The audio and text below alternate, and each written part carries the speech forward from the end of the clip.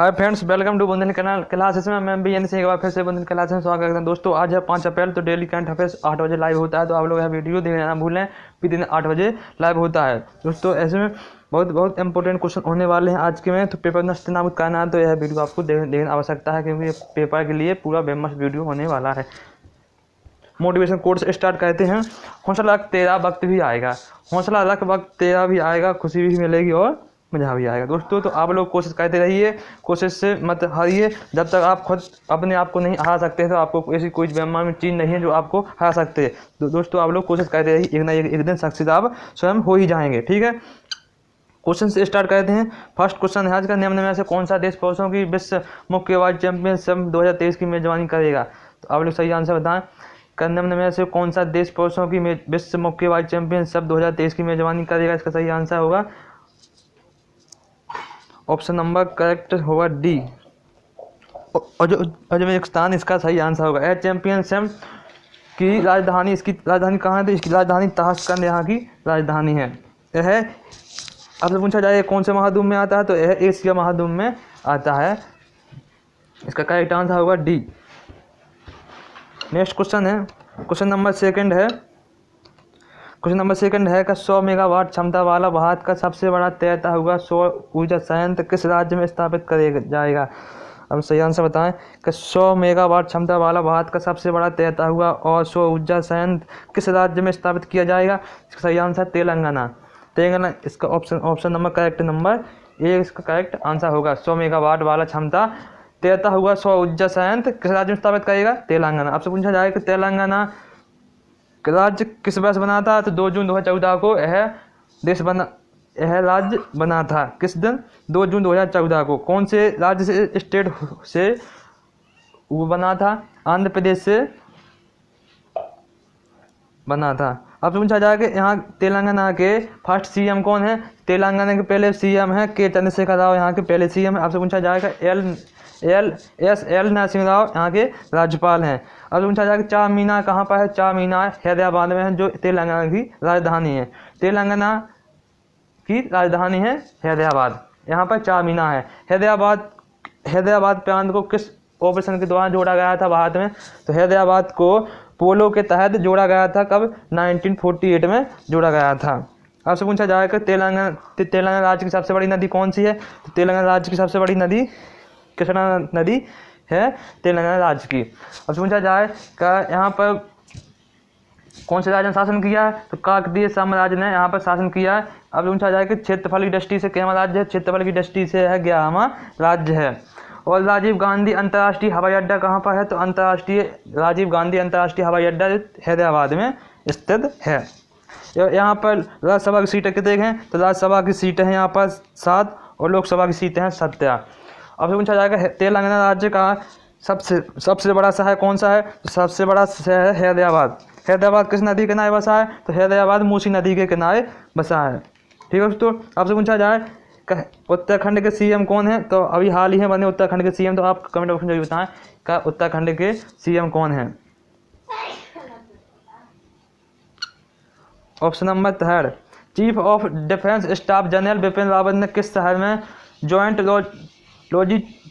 लॉजिस्ट नोट की शुरुआत की है? तो आप लोग सही आंसर बताएं कि chief of defence staff general Bipin Rawat ने किस शहर में जॉइंट लॉजिस्टिक नोट की शुरुआत की? इसका सही answer Bombay. Option number B correct सही आंसर होगा।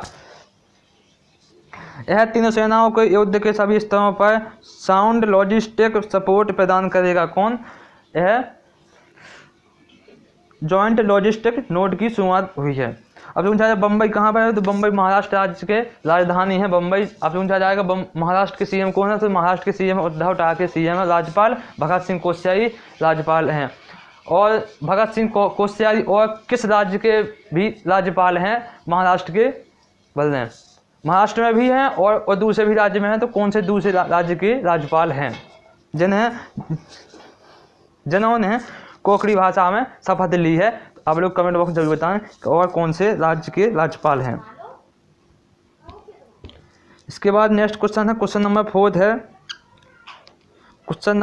दोस्तों। क्वेश्चन नंबर 4 है कि भारत ने किस योजना के तहत बांग्लादेश के मुक्ति संग्राम में हिस्सा लेने वाले सेनानियों के 2000 वंशजों को छात्रवृत्ति देने की घोषणा की है। तो एक बार वो क्वेश्चन से स्टार्ट करते हैं। भारत ने किस योजना के तहत बांग्लादेश के मुक्ति संग्राम में हिस्सा लेने वाले सेनानियों के 2000 वंशजों को छात्रवृत्ति देने की घोषणा की है। तो आप लोग इसका सही आंसर बताएं कि कितने छात्रवृत्ति देने की घोषणा की है। कौन से छात्रवृत्ति 2000 वंशजों को, कौन सा है इसका करेक्ट आंसर होगा डी, मुक्ति योद्धा छात्रवृत्ति योजना के तहत बांग्लादेश 2000 वंशजों को छात्रवृत्ति देने की घोषणा करेगा। इसका उद्देश्य क्या है? 5 वर्षों में, आने वाले 5 वर्षों में बांग्लादेश के 10,000 छात्रों को लाभान्वित करना होगा। बांग्लादेश की राजधानी कहाँ है? तो बांग्लादेश की राजधानी ढाका है, मुद्दा टका है, जिसके जो बांग्लादेश के प्रधानमंत्री कौन है? शेख हसीना है। इनके पिताजी क्या नाम था? शेख मुजिबुर रहमान था, जिन्हें 2020 में इंदिरा गांधी शांति पुरस्कार मिला था। अब पूछा जाए कि बांग्लादेश आज़ाद कब हुआ था? बांग्लादेश आज़ाद हुआ था 1971 में आज़ाद हुआ था। अब पूछा जाए बांग्लादेश के पितामह किन्हें कहा जाता है? तो बांग्लादेश के पितामह शेख मुजिबुर रहमान को कहा जाता है, जिन्हें 2020 में इंदिरा गांधी शांति पुरस्कार मिला है। और भारत और बांग्लादेश के बीच में युद्धाभ्यास संप्रीति और बोंगो सागर 2 युद्ध अभ्यास होते हैं। तो अब पूछा जाए भारत और बांग्लादेश के बीच में कौन कौन से रेल सेवा हैं? तो मैत्री बंधन एक्सप्रेस और मैत्री एक्सप्रेस और मिताली एक्सप्रेस, ये 3 रेल सेवाएं चलती हैं भारत और बांग्लादेश के बीच में। अब पूछा जाए का गंगा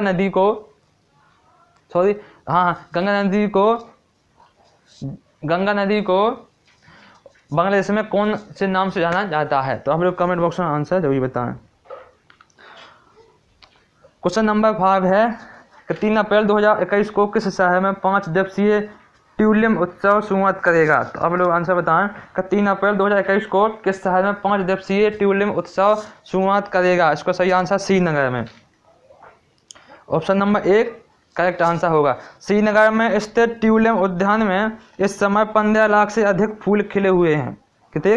15 लाख से अधिक फूल खिले हुए हैं, जिन्हें ट्यूलिप उद्यान में हैं। कहाँ पर? श्रीनगर में। श्रीनगर कहाँ पर है? तो श्रीनगर जम्मू कश्मीर में किस शहर? श्रीनगर। अब पूछा जाए राजधानी कहाँ श्रीनगर की?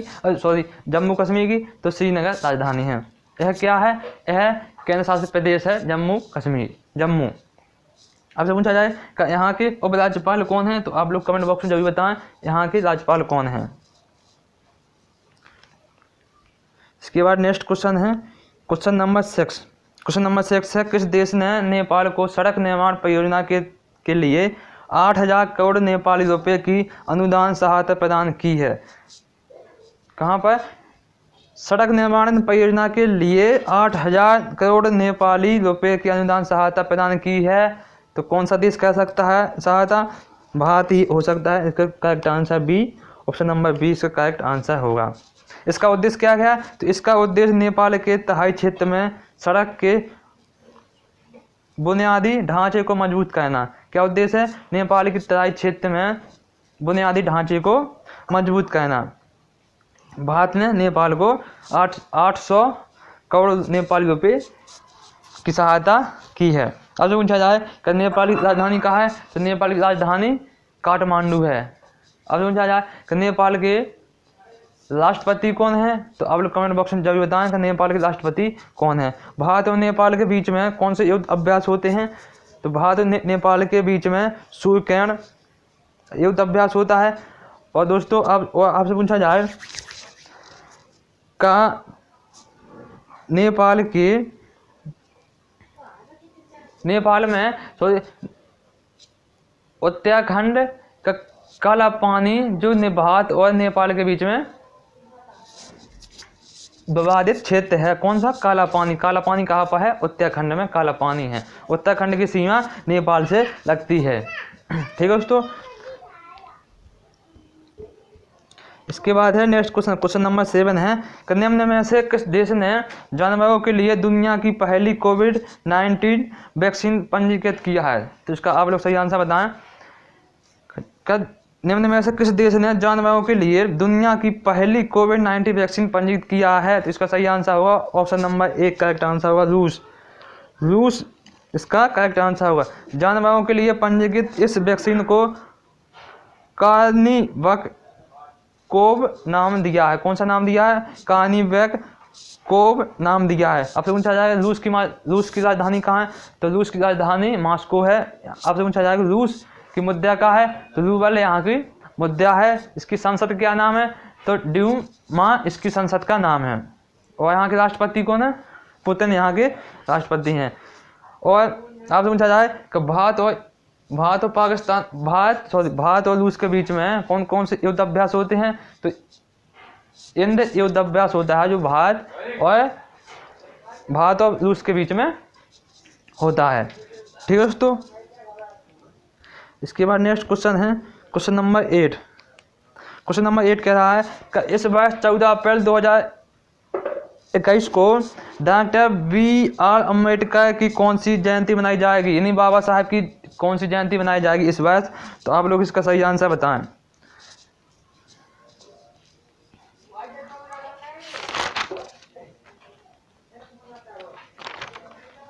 इसका सही आंसर होगा ऑप्शन नंबर सी, यानी 130वीं जयंती मनाई जाएगी बाबा साहब की। कौन सी? 130वीं जयंती मनाई जाएगी। आपसे पूछा जाएगा बाबा साहब का जन्म किस तारीख को हुआ था? तो 14 अप्रैल 1891 में महू में हुआ था। महू कहाँ पर? इंदौर में। इंदौर कहाँ पर है? मध्य प्रदेश में है। आपसे पूछा मध्य प्रदेश की राजधानी कहाँ है? तो भोपाल राजधानी है। और यहाँ के शिवराज सिंह चौहान CM है और राज्यपाल आनंदीबेन पटेल हैं। आपसे पूछा जाए कि बाबा साहब मैट्रिक परीक्षा कब पास की थी? तो बाबा साहब ने मैट्रिक परीक्षा पास 1907 में पास की थी। हम आपसे पूछा जाएगा बाबा साहब की माता क्या नाम था? तो रमाबाई इनकी माता का नाम था। और साप्ताहिक पत्रिका कब स्टार्ट हुई थी? इनकी साप्ताहिक पत्रिका 1920 में मूल नायक साप्ताहिक पत्रिका स्टार्ट हुई थी। और बाबा साहब ने ऑल इंडिया शेड्यूल कास्ट 1942 में स्टार्ट किया था।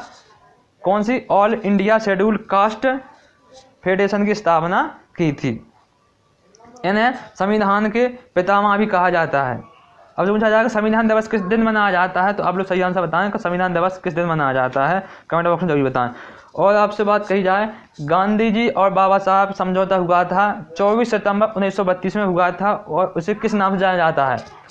गांधी जी और बाबा साहब के बीच में एक समझौता हुआ था 24 सितंबर 1932 में हुआ था, जो पूना पैक्ट के नाम से जाना जाता है। किस नाम से? पूना पैक्ट के नाम से जाना जाता है। आपसे पूछा जाए कि इनकी समाधि स्थल क्या है? तो बाबा साहब की समाधि स्थल चैत्या भूमि है। चैत्या भूमि कहाँ पर है? बम्बई में स्थित है चैत्या भूमि। ठीक है दोस्तों।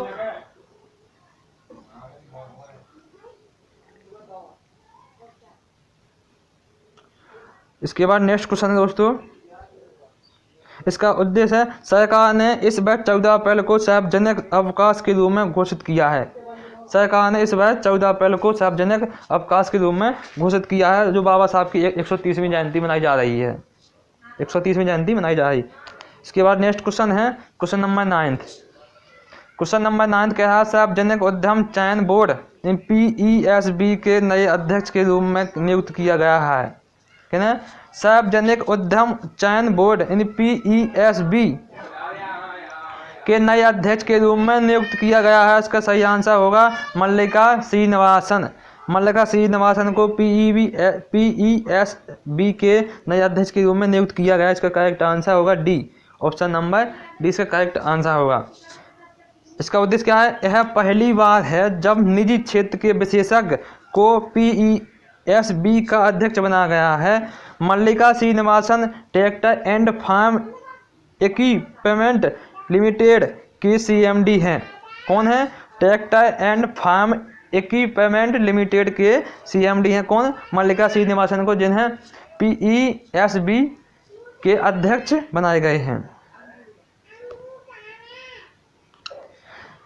क्वेश्चन नंबर 10 है कि निम्न में से कौन सा रेलवे जोन देश का पहला पूरी तरह से विद्युतीकृत रेलवे जोन बन गया है? कौन सा?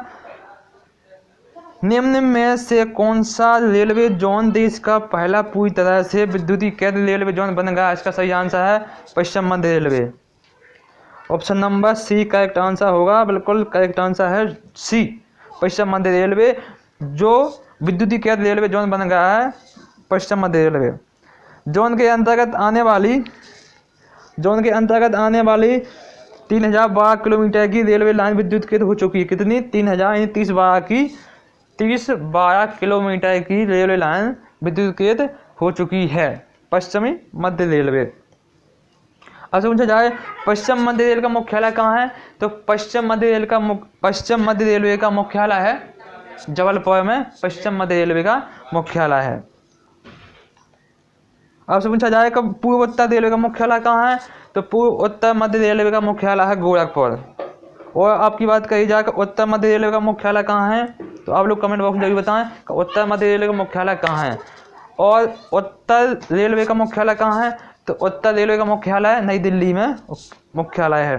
ठीक है दोस्तों, आपसे पूछा गया है कि उत्तर मध्य रेलवे का मुख्यालय कहाँ पर है। इसके बाद नेक्स्ट क्वेश्चन है नेक्स्ट का डिजिट इंश्योरेंस ने किस क्रिकेटर को अपना ब्रांड एम्बेसडर बनाया है।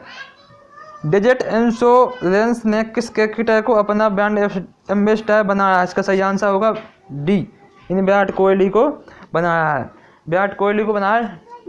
डिजिट इंश्योरेंस भारत की एक प्राइवेट सामान बीमा कंपनी है। इसका मुख्यालय कहाँ पर है, पुणे शहर में। इसका मुख्यालय कहाँ पर, पुणे शहर में इसका मुख्यालय है। इसके बाद दोस्तों नेक्स्ट क्वेश्चन नंबर नेक्स्ट है कि कौन सा देश एक्स मीट 2021 एक नामक बहुराष्ट्रीय वायुसेना अभ्यास आयोजित कर रहा है। कौन कर रहा है,